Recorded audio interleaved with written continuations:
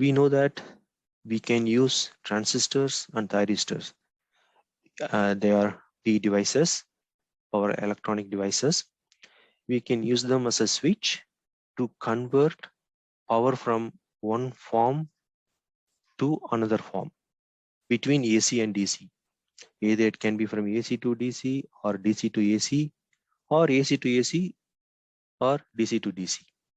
Anyway, so we can convert power from one form to another form by using these P devices. That you know that you have some idea what does it mean.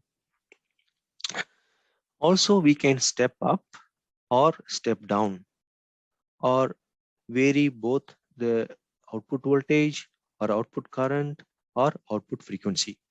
So we know that we have a circuit and we have when we will get output always from the converter circuit. So you can vary the voltage, output voltage or output current or output frequency.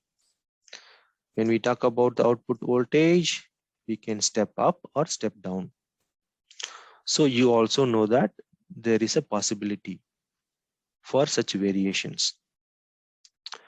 So now you also have some basic idea about switching characteristics. So what is on, what is off, when the switch is on, what is happening, when the switch is off, what is happening. When the switch is on, the current is flowing. When the switch is off, there is no current flow. This is what happening in P devices. You know that uh, actually you had taken this course electronics in your last year, in your second year. So you have studied about different types of transistors, right? Maybe you have studied about BJT, you have studied about FET, you have studied about MOSFET. So what is the use of these devices? We can use these devices as a switch or amplifier. Switch means it can control on and off. Amplifier means whatever the voltage you are giving at the input, you will get amplified signal at the output. Okay, so in power electronics, we use these power devices as a switch. We are not really using as an amplifier, but we are using as a switch. Okay, so these all are some information you already have now in your memory or in your mind. Try to think about that. So now I have a question for you. That is, do you have any common way or common characteristics to relate all these transistors? So you have studied about different types of transistors already. Can you think of any common characteristics which is applicable, at least if you forget about diode, at least when you talk about transistors, what is the common thing you are thinking about? Okay, so how diode is working or how the diode symbol looks like. So first of all, what are the different types of transistors and devices you have studied? You have studied diodes and different types of transistors. Now we will see diodes. This is the symbol of diode.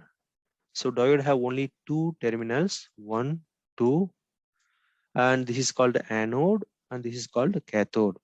Practically it will look like this. So when you apply positive voltage to anode and when you apply negative voltage to cathode, then this diode will be in forward bias. Then it will start to conduct the current from this terminal to this terminal, right? Then there will be a current flow because this is forward bias.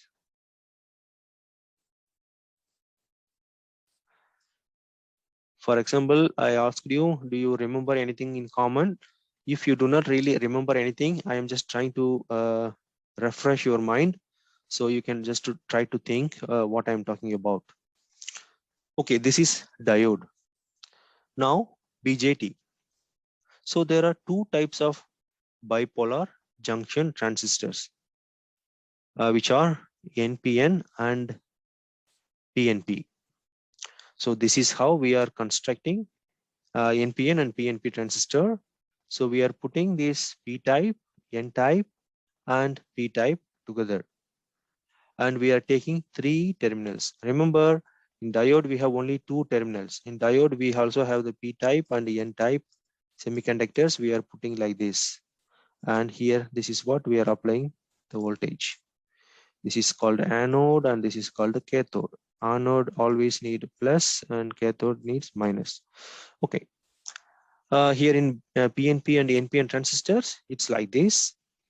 It has 3 islands and we are just putting 3 islands or 3 boxes together to form this particular transistor. We are taking 3 terminals which are called emitter, collector, and base. Emitter, collector, and base. These are symbols of these transistors. So here you can see for example, NPN, this is the first one. So NPN, we have the base and then we have this arrow, one line here, one line here. This is going to emitter and this is going to collector. And this is arrow mark is towards outside. So it means this is indicating NPN. The same symbol here, arrow mark is towards inside. So then this is called PNP transistor.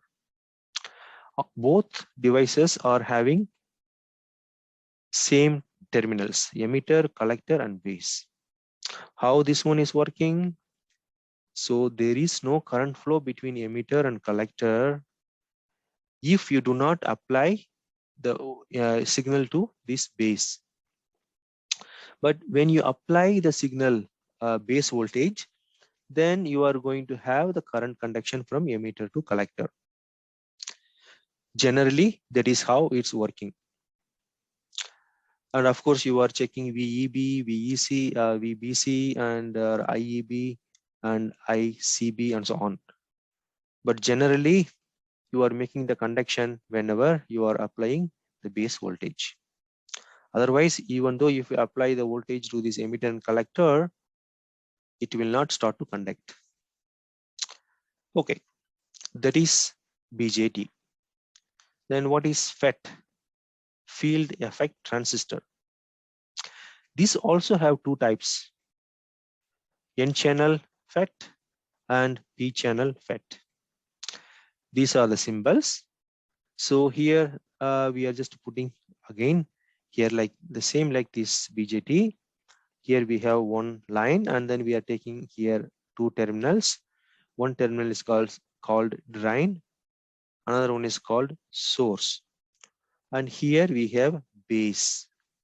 So here you can see the arrow mark is touching or towards this base, that is called gate. So our arrow mark is towards inside, that is gate. So this is P channel. The symbol is almost the same. Here the arrow mark is going towards outside. So this is called P channel FET, field effect transistor. Okay, so here also the same story. So here what happens, whenever you apply base, you are making the current flow from emitter to collector in both. Here also, whenever you apply the gate voltage, then only you can make the conduction from drain to source.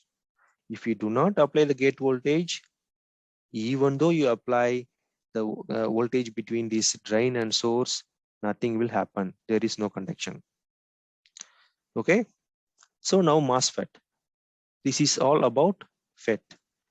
MOSFET is even more similar and simple. So again in MOSFET, we have N-channel MOSFET and P-channel MOSFET. Here we have N-channel FET, P-channel FET. Here we have NPN, PNP. So similarly MOSFET. Okay, what we are doing in the MOSFET, this is the symbol of N-channel. Okay, now we are not really having MOSFET. MOSFET is here. So we are still here now in this BJT. This is the comparison between BJT and FET. So we had already seen here BJT and we had seen here FET, and then now we are going to compare this BJT and FET. So this one is also having 3 terminals. FET is also having 3 terminals. Here it's called emitter, collector, base. Here we call source, drain, gate. So whenever you apply the voltage here, then only the conduction starts. Whenever you apply the voltage here to the gate, then only the conduction starts. Now we will move to the MOSFET. So now you can see MOSFET is also classified into 2 types, N-channel MOSFET and P-channel MOSFET. Same like here. So these are the symbols. Here, just you have to remember this is a symbol, it's a standard one, international. So you have to draw 3 lines and then you are taking the drain and there you are taking the source. And of course, here you have the gate terminal. And here the arrow mark is going towards inside, going towards this gate. So that is called N-channel MOSFET. Here the arrow mark is going towards outside, that is called P-channel MOSFET. Okay, so now you know this. Here also what is happening, you have to apply voltage or the pulse to this gate, then only the current will flow from drain to source.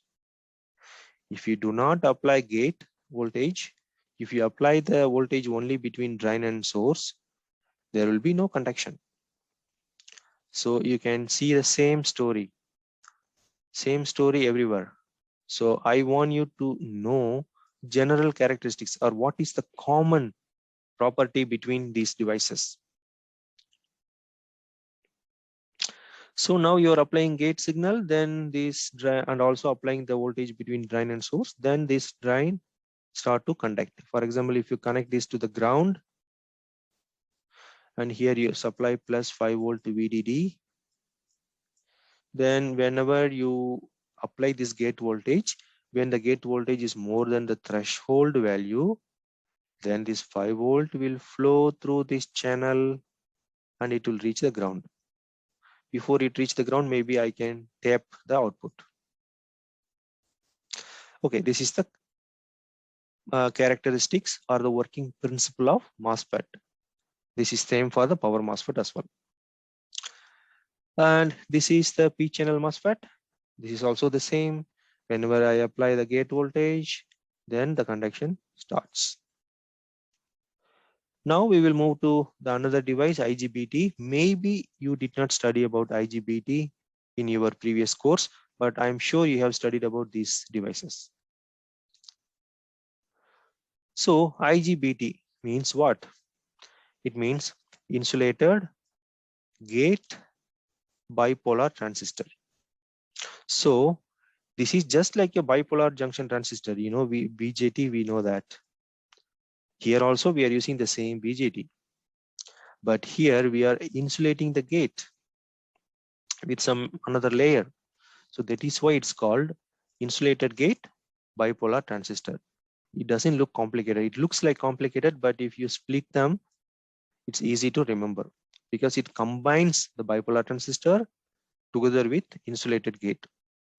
This is the symbol of IGBT. So here you can see the arrow mark is going out towards E and arrow mark is coming towards gate. Here also, whenever you apply the gate voltage, then only the current conduction occurs between collector and emitter. So now do you understand the common characteristic between all these transistors? Let us move now.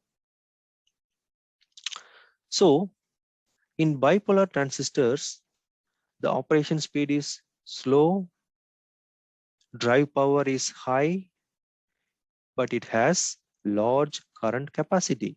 It's an excellent.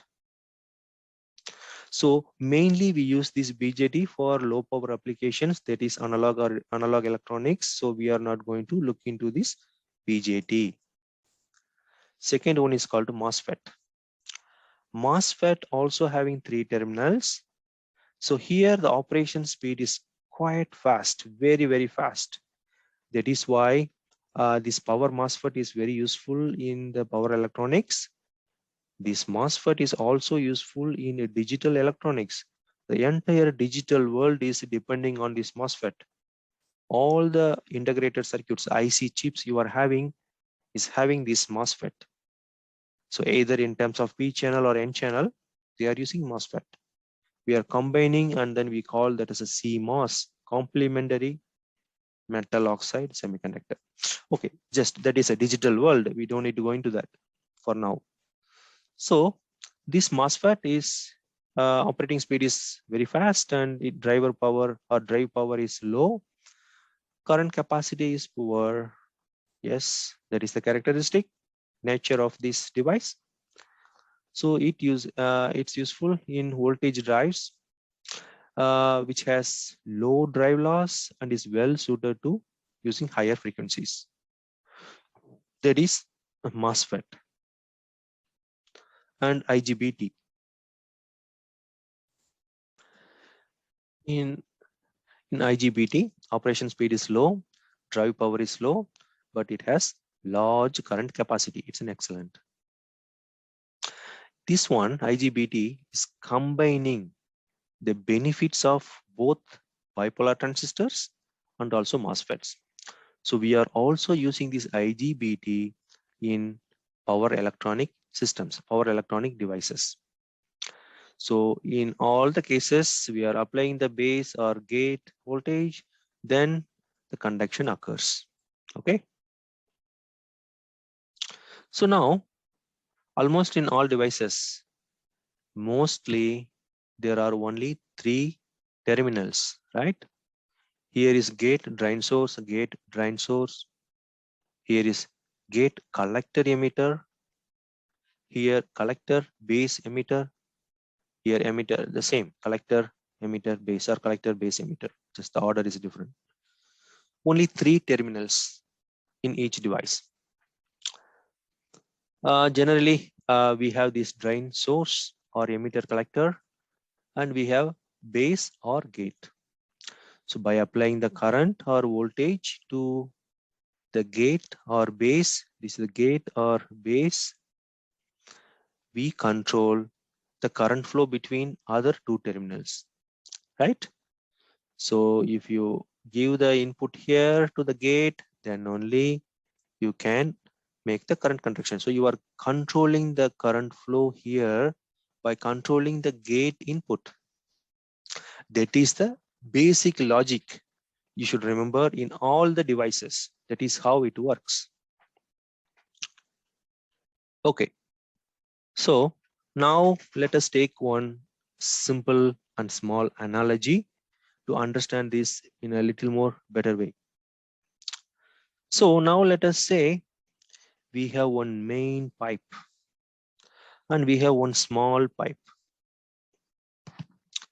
So now I have a valve. This is a valve or disc, whatever we can call VALVE valve. So I have a pulley gate, a swing gate.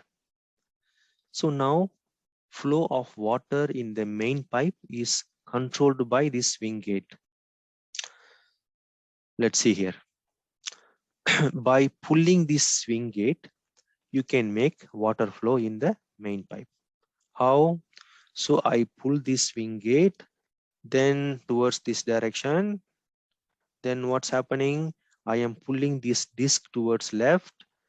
Then the water flow occurs in the main pipe. How can I pull this swing gate or this pulley? This is called pulley, P-U-L-L-Y.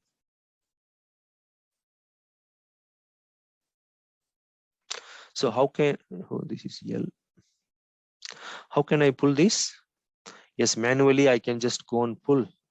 Then there will be a water in the main pipe, right? But I cannot do that manually all the time. So I want some kind of automation. So how can I do that? I need to apply some force here. So a certain amount of water force in the small pipe, this is a small pipe, needed to open the swing gate. So when I apply small amount of water in this pipe, this water force will open this swing gate. If it opens a little bit, it opens the disc little bit, then the water flows. If I give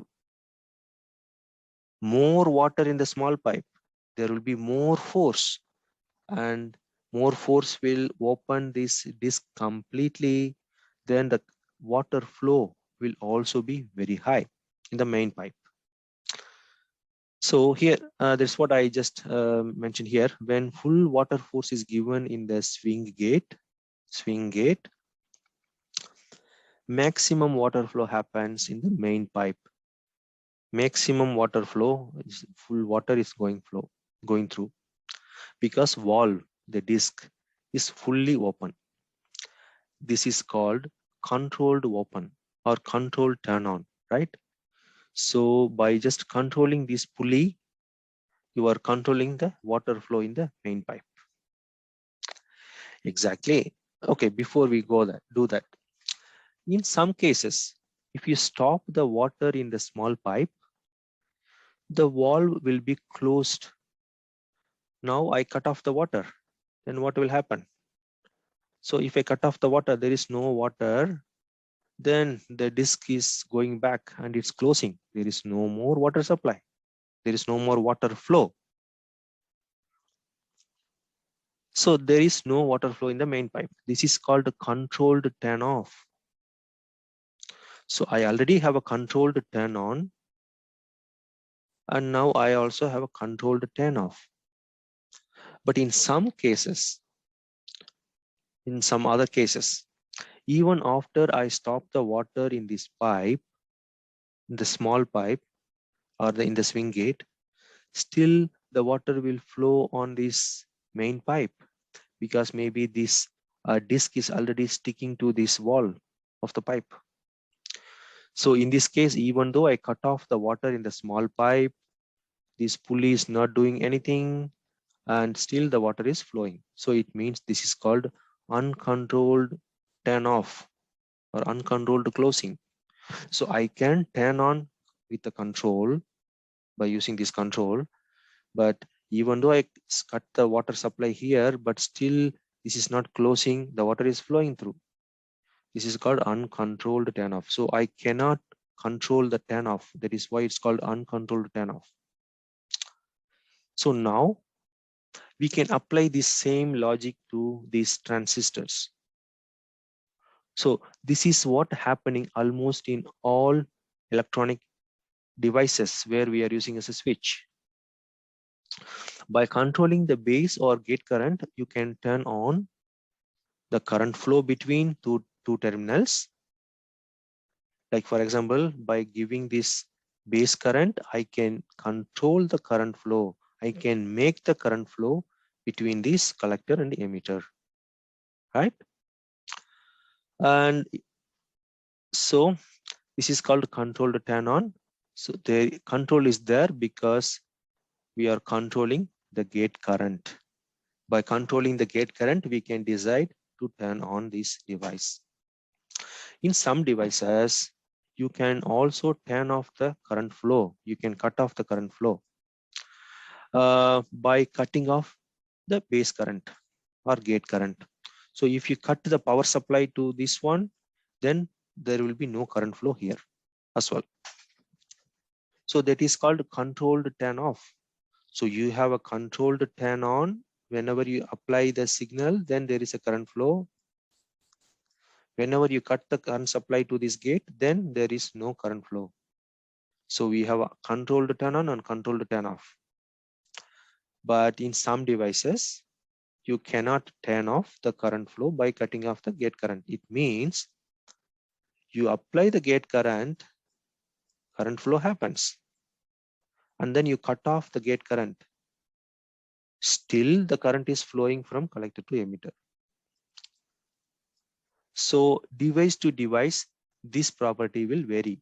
So this is called controlled turn on and uncontrolled turn on, controlled turn on and uncontrolled turn off. So you should know the working principle and the logic behind this.